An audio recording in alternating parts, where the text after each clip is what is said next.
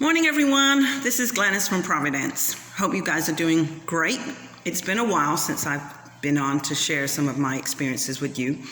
And today I'm going to just talk a little bit about building a new home, a new construction. Now, those of you who may be considering returning to Guyana at various stages of your life, you may be retiring from a job overseas, or you just may think that now is the right time in the country's economic boom to relocate.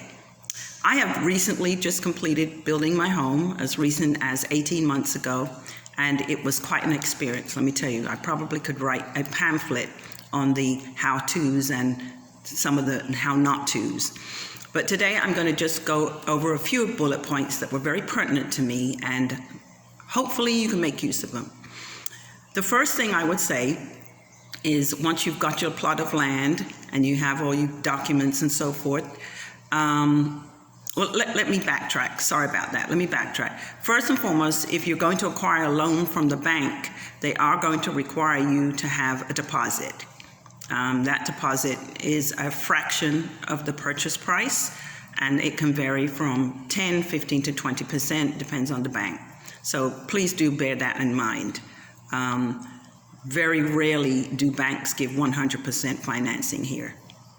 The circumstances have to be extenuating. So now you've acquired your land, you've got all your proper paperwork, and you need to look for a contractor.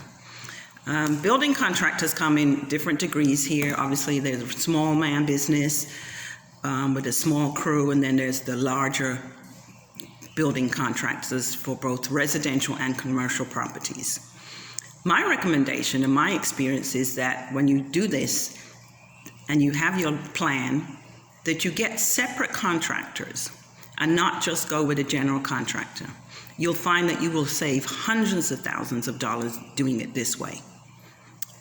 You will also have better control over the daily operations of your project, of your building. So that means you need a contractor who's going to do your foundation, masonry work, an electrical contractor, plumbing contractor, a roofing contractor, and someone who's going to be involved with the finishes, etc., etc. So that's number one, and I found that to be very useful, and I want to share that with you. Number two, when you're paying these staff, when you have an agreement, of course, you do have to get an agreement, however informal it is, you need to protect yourself as the building owner. The workers anticipate and expect to be paid weekly. So once you've agreed on the particular project, the phase that you're at that time, you guys need to agree on a time frame. And then you need to agree on a price. You need to pay your workers per project and not per day, and definitely not hourly. I know overseas in the Western world, workers are paid hourly. It's not advisable. You will find yourself in the red very quickly. So you need to agree on the time frame and then the dollar amount for that project. That project will have a project leader or a supervisor or a manager. You pay him, and he is responsible for paying his crew. That's how it works. When you're purchasing supplies, point number three, when you're purchasing supplies, contractors, for some reason or the other, and I'm not sure why they do this, they always overestimate materials, always. So, if you're purchasing piping or PVC piping or nails or roofing materials, etc., purchase less and then go back and buy more. Because the hardware stores do not return, they do not take returns, even with a restocking fee. Those are not items that you can take back. And unless you want to be left with a lot of material on your hand trying to sell it personally, you're going to find yourself in a sticky situation. Obviously, you purchase the supplies yourself. You don't hand off cash to any contractor, however trustworthy you may feel she may be. You go purchasing material, you go along with them. You can take them with you because they are your advisors. They do know what they're doing, and you purchase your materials. Another thing that's pretty important, have security on your property. People don't take this into consideration. I think it's a valuable asset to have, and you need to incorporate it in your overall budget. Just like how you would incorporate for windows and flooring and tile, etc., you need to incorporate the cost of a security. That security can come in any form. It could be a family member, it could be a professional security service, or it could just be a watchman, someone who's going to stay on the property and be there to watch your materials.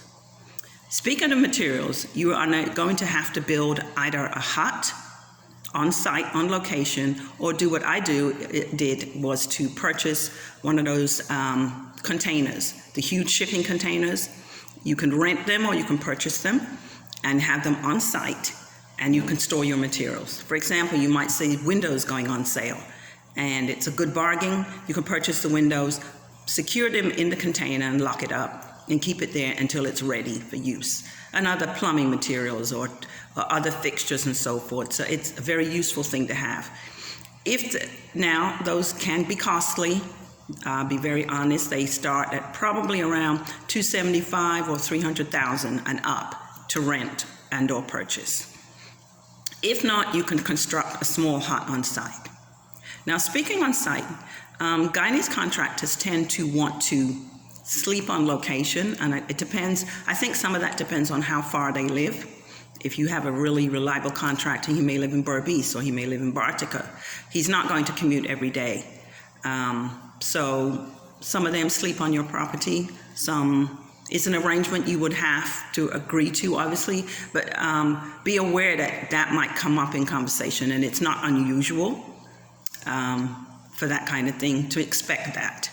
And maybe they double up as security, who knows. So those are just a couple of things pointers that I wanted to share with you, things that I think were valuable to myself, experiences I had along the way. Number 6, try and incorporate as much as you can, and I know this is difficult, the weather. We lost I would say about 2 months due to the rainy season. Didn't think about it, at least didn't give it enough thought to realize how it was going to impact the construction of the home. So you need to incorporate in your planning and your timeline the rainy seasons. There are other things, obviously, you can do inside the home, but in terms of your foundation, because once you build a foundation, you know it has to sit and set for a while.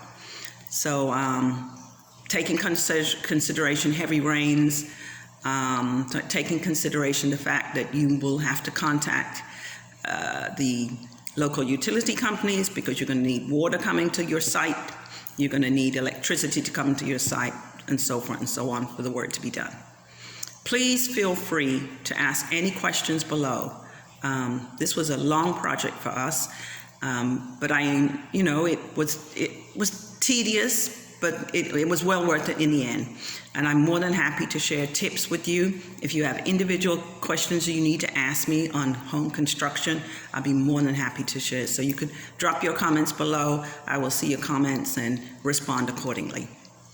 So thank you very much for tuning in. Please subscribe to my channel, and you guys have a great day. Thank you.